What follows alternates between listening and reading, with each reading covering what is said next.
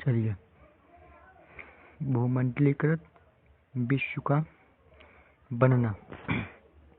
भूमंडलीकृत क्या होता है और ये विश्व का बनना यानी लेसन 1 आधुनिक युग से पहले इसमें बताया गया है। ये एनसीईआरटी बुक पढ़ेंगे और जानेंगे भूमंडलीकृत विश्व का बनना। हम शुरुआत करते हैं। भूमंडलीकृत विश्व का बनना।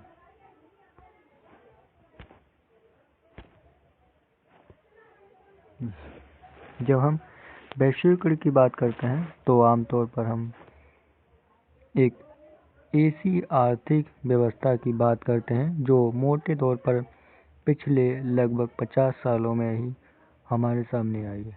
यानी वैश्वीकरण जो शब्द है तो उसका अर्थ निकलता है कि जो लगभग 50 वर्षों में बदलाव हुए हैं वो वैश्वीकरण कहलाते हैं। यानी 50 वर्षों में जो भी व्यापार या एक देश में आवागमन जो हुआ है टेक्नोलॉजी के माध्यम से या किसी भी माध्यम से, तो उसको हम वैश्वीकरण कहते हैं। लेकिन जैसा कि आप इस अध्याय में देखेंगे, भूमंडलीकृत विश्व के बनने की प्रक्रिया व्यापार का काम की तलाश में एक जगह से दूसरी जगह जाते लोगों का पूंजी व बहुत सारी चीज़ों की वैश्विक आवाजाही का एक लंबा इतिहास रहा है। यानी हम कह सकते हैं कि भूमंडलीकृत जो बना है वो जब से व्यापार का काम की तलाश में और पूंजी का आवागमन एक दूसरे में आवाजाही हुई है, इसका एक लंबा इतिहास रहा है भूमंडलीकृत शब्द का। आज हम अपने जीवन में वैश्विक आपसी संपर्कों के बारे में सोचते हैं तो हमें उन युगों के बारे में भी जानना चाहिए। यानी हम आज जो जी रहे हैं इस युग में हमें पिछले युग भी देखना चाहिए जिनसे गुजरते हुए हमारी ये दुनिया ऐसी बनी है। यानी हम आज इतने टेक्नोलॉजी से बदल चुके हैं और पीछे जो क्या हुआ है यानी किस तरह ये बदलाव आया है तो हमें एक तरफ पीछे देखना चाहिए।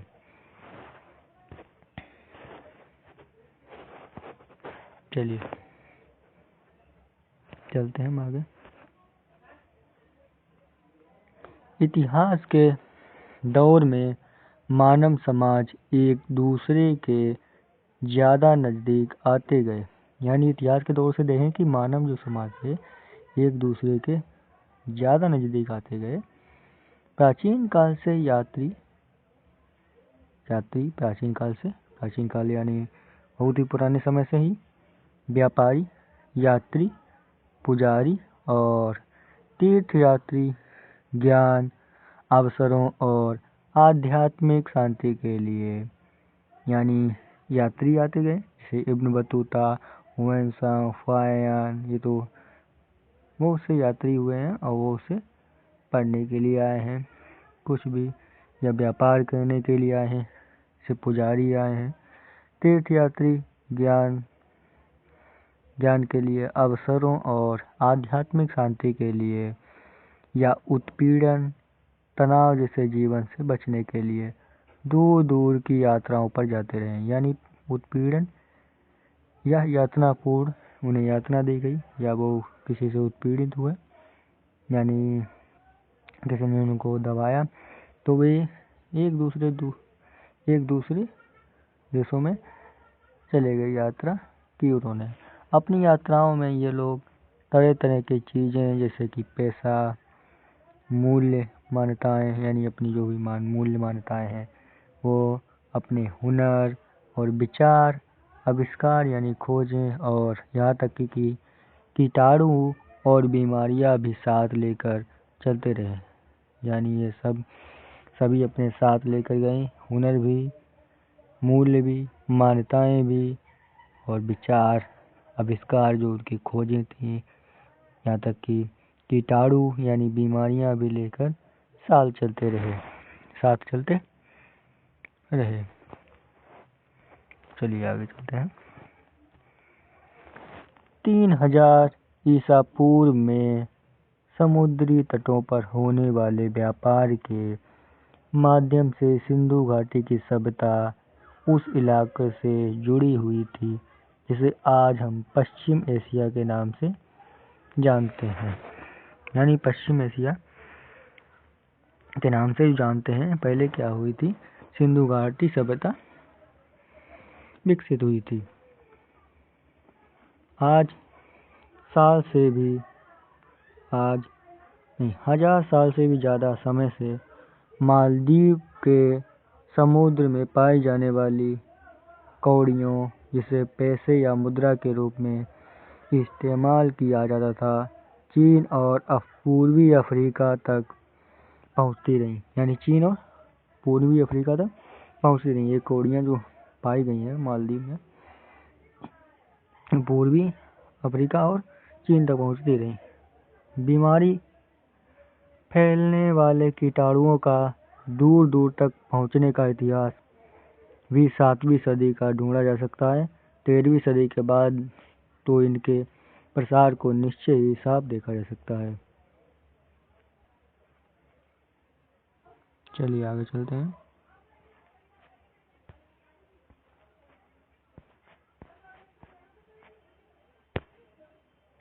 हम लोग उदाहरण देख सकते हैं।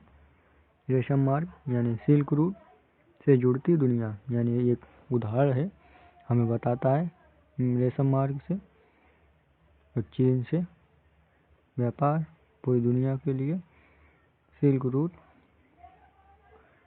था। चीन की एक गुफा पेंटिंग में दर्शाया गया है। ये पेंटिंग बनाई गई है, ये गुफा है चीन की।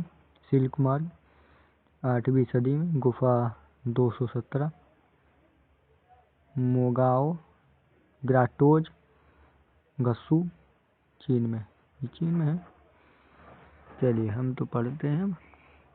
आधुनिक काल से पहले के युग में दुनिया के दूर दूर स्थित भागों के बीच व्यापारिक और सांस्कृतिक संपर्कों का सबसे जीवंत उदाहरण सिल्क मार्गों के रूप में दिखाई देता है। यानी हम आधुनिक काल के जो युग है, उसमें दुनिया के दूर दूर स्थित भाग हैं, उनके बीच जो व्यापार है और संस्कृति है, उनको संपर्क जो संबंध हुए हैं, इससे जीवंत उदाहरण यानी हमें एकदम मॉडर्न देखने को मिलता है सिल्क मार्गों के रूप में। एक उदाहरण बन चुका है कि लंबे लंबे और बहुत मात्रा में जो उत्पादन यानी कि व्यापार हुआ है, और उससे कम्युनिकेशन यानी लोग मिले हैं, यानी संसार एक दूसरे से मिला है और जुड़ा है।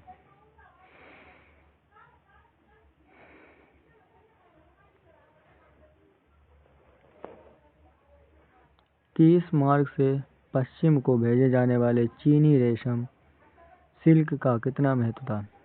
यानी चीनी जो रेशम था वो दुनिया के लिए कितना महत्वपूर्ण था, और ज़्यादातर पश्चिम के लिए। इतिहासकारों ने बहुत सारे सिल्क मार्गों के बारे में बताया है। पश्चिम देश जैसे यूरोपियन देश, इतिहासकारों ने बहुत सारे सिल्क मार्गों को बताया है।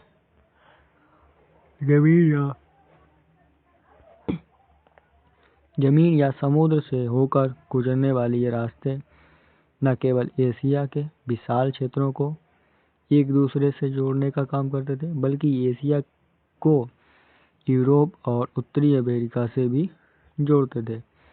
ऐसे मार्ग ईसा पूर्व के समय ही सामने आ चुके थे। यानी एक ईसा पूर्व बता रहा है, लगभग 15वीं शताब्दी तक अस्तित्व में थे। इसी रास्ते में चीनी पोट्री आती थी और इसी रास्ते वे भारत के दक्षिण पूर्व एशिया के कपड़े व मसाले दुनिया के दूर भागों में पहुंचते थे। वापसी में सोने चांदी और कीमती धातुएं यूरोप से एशिया पहुंचती थी। यानी कीमती धातुएं वो लोग देते थे यूरोप वाले। और का रेशम चीन वालों का ले लेते थे। तो हम देख लेते हैं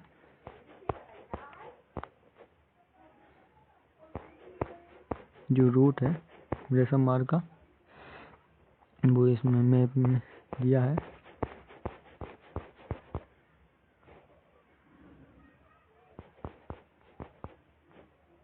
शायद